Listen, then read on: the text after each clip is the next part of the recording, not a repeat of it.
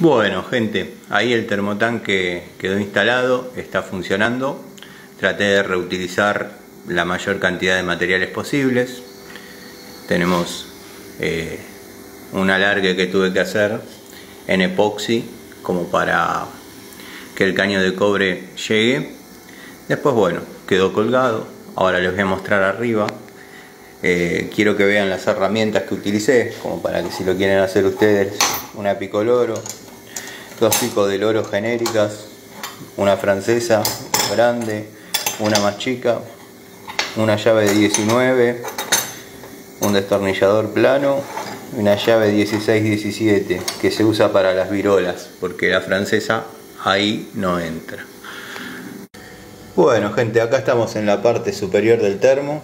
Ahí tenemos la unión doble de entrada, la T con la válvula de alivio, la entrada de agua fría al termo.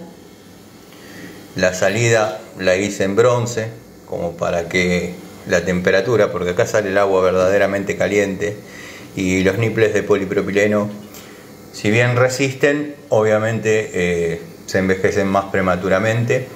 Después, bueno, una unión doble que se manchó con el pegamento, cosa que está mal, pero bueno, es un muy buen pegamento, pero a veces pasa que deja estas manchitas.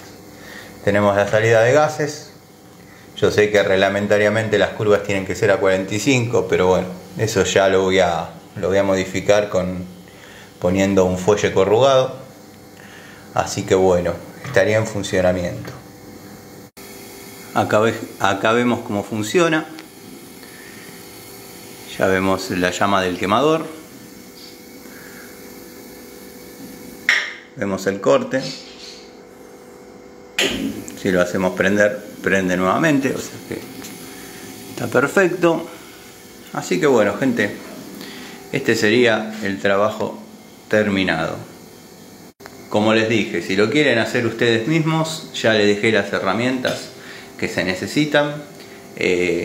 Nada, pueden agregar a esas herramientas una cinta métrica, que es muy probable la necesiten. Yo ya la tengo incorporada y bueno, me puede faltar cualquier cosa menos la cinta métrica. Así que nada, espero que les sirva. Cualquier duda, estoy acá. Un saludo.